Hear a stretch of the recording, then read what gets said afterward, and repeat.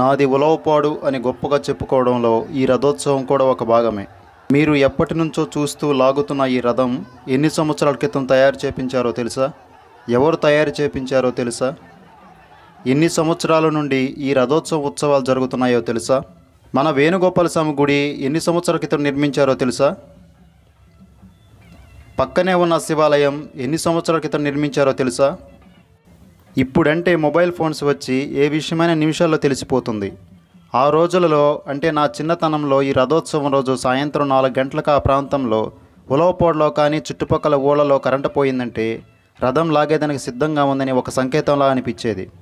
వారం రోజులకు ముందే పండగ కోసమని టైలర్ దగ్గర కుట్టించి తెచ్చిపెట్టుకున్న కొత్త బట్టలు వేసుకొని ఇంటికి వచ్చిన బంధువులతో కలిసి రథం ఎక్కడ లాగేస్తారో అని హడావిడిగా ఇక్కడికి వచ్చేవాళ్ళమే.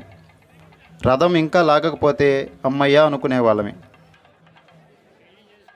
నాన్న ఎలాగో బొమ్మలు కొనిస్తాడని తెలిసినా నాన్నకు తెలియకుండా అమ్మ ఇచ్చిన 10 20 జేబులో పెట్టుకొని సాయంత్రం 4 గంటల నుండి రాత్రి 9 గంటల వరకు తిన్నాల మొత్తం తిరిగి చివరికి ఏవో 2 బొమ్మలు కొనుక్కొని ఇంటికి వెళ్ళిపోయేవాళ్ళమే.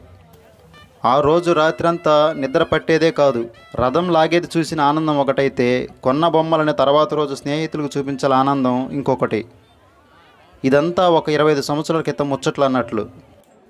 నా చిన్నతనం నుండి ఎప్పుడు ఈ రథోత్సవం చూడడానికి వచ్చినా నా మదిలో ఎన్నో సందేహాలు మెదిలేవి. ఈ రథం ఎన్ని సంవత్సరాల క్రితం చేపించి ఉంటారు? ఎవరు చేపించి ఉంటారు? ఈ రథోత్సవ ఉత్సవాలు ఎన్ని సంవత్సరాల నుండి జరుగుతున్నాయి? మన వేణుగోపాల స్వామి గుడి ఎప్పుడు నిర్మించుంటారు? ఇంత పెద్ద గాలిగోపురం ఎప్పుడు కట్టించుంటారు? ఇలాంటి సందేహాలు ఎన్నో నా మదిలో మెదిలేవి. వీటి గురించి తెలుసుకుందామని ఎవరిని అడిగినా సరైన సమాధానం చెప్పలేకపోయారు. కానీ పలానా వాళ్ళని అడిగితే నీకు సమాధానాలు దొరుకుతాయని మాత్రం చెప్పారు. చివరికి ఇన్ని సంవత్సరాలకి నా సందేహాలన్నిటికీ సమాధానాలు దొరికాయి. వాళ్ళ దగ్గరికే వెళ్ళి అడిగి తెలుసుకున్నాను. వాళ్ళ కుటుంబం ఉలవపాడుకు చేసిన మంచి పనుల్లో ఈ గుడి నిర్మాణం కానీ ఈ రథోత్సవ ఉత్సవాలు కానీ ముందు వరుసలో ఉంటాయని నా అభిప్రాయం. నా సందేహాలకు దొరికిన సమాధానాలన్నీ ఈ వీడియో ద్వారా మీకు వివరిస్తాను, మీతో పంచుకుంటాను. ముందు వీడియోను చూస్తూ ఆస్వాదించండి. వీడియోలో మీరు ఎక్కడున్నారో చూసుకోండి. వీడియోలో మీరు ఉంటే నేను అని కామెంట్ చేయండి.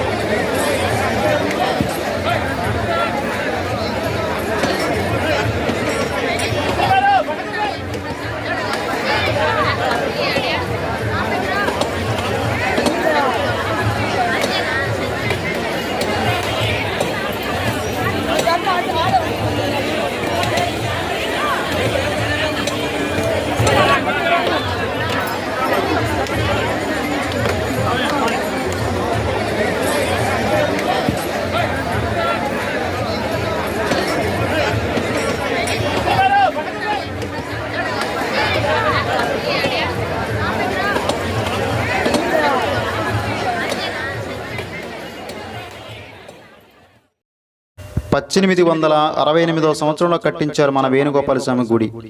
ఇప్పటికీ 156 సంవత్సరాలు అవుతుంది గుడి నిర్మాణం జరిగి. పక్కనే ఉన్న శివాలయం 1873లో కట్టించారు. ఇప్పటికీ 151 సంవత్సరాలు అవుతుంది. వేణుగోపాల స్వామి గుడికి శివాలయానికి మధ్య 4 సంవత్సరాల కాల వ్యవధి నిర్మాణంలో. ఇంకా రథం విషయానికి వస్తే 125 సంవత్సరాల నుండి ఉత్సవాలు జరుగుతున్నాయి మన ఉలవపాడులో. 1900 సంవత్సరంలో తయారు చేపించారు ఈ రథం. మనం చూస్తుండగానే ఉలవపాడులో 125 సంవత్సరాల నుండి ఉత్సవాలు జరుగుతున్నాయంటే వాళ్ళు చెప్పేటప్పుడు విని నాకు చాలా ఆశ్చర్యం కలిగింది. వేణుగోపాల స్వామి గుడి నిర్మాణానికి కానీ శివాలయ నిర్మాణానికి కానీ ఈ రథం తయారు చేసిన దానికి ముఖ్య కారకులు దేవరపల్లి కోటమ్మ గారు. దేవరపల్లి వెంకటకృష్ణారెడ్డి గారికి స్వయాన పెద్దమ్మ గారే ఈ దేవరపల్లి కోటమ్మ గారు. దేవరపల్లి కోటమ్మ గారు కానీ వెంకటకృష్ణారెడ్డి గారు కానీ వీళ్ళ కుటుంబం ఉలవపాడుకు చేసిన మంచి పనుల్లో ఈ గుడి నిర్మాణం అనేది ముందు వరుసలో ఉంటుంది. 1868వ సంవత్సరంలో గుడి నిర్మించాలని ఆవిడ తీసుకున్న నిర్ణయం 150 సంవత్సరాల తర్వాత 2024లో మనల్ని ఈ వీడియో చూసేలా చేసిందంటే ఎంతో అద్భుతం కదా. నా సందేహాలు తీర్చిన వాళ్ళని, గుడి నిర్మించిన దేవరపల్లి కోటమ్మ గారికి సంబంధించిన కుటుంబ వారసులను మీకు చూపిస్తాను.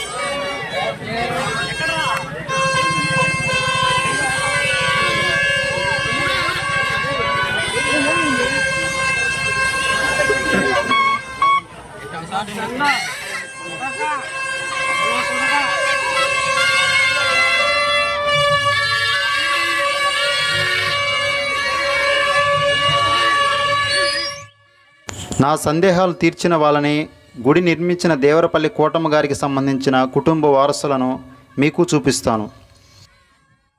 నా సందేహాలన్నిటినీ ఈయనని అడిగి తెలుసుకున్నాను. ఈవిడ ఇంకా వివరంగా చెప్పారు. ఇక్కడ కనిపిస్తున్న వాళ్ళకి దేవరపల్లి వెంకటకృష్ణారెడ్డి గారు పెద్దనాన్న అవుతారు. దేవరపల్లి కోటమ్మ గారు అమ్మమ్మ అవుతారు. కోటమ్మ గారి చెల్లెలు కొడుకే వెంకటకృష్ణారెడ్డి గారు. వీళ్ళ పేర్లు మీలో ఎవరికైనా తెలుసుంటే కామెంట్ చేయండి. కొన్ని వీడియోలు చూస్తున్నంతసేపు టైమే తెలియదు. ఇంకా సెలవు ఇప్పించండి. ఇంకొక మంచి వీడియోతో మీ ముందుకు వస్తాను.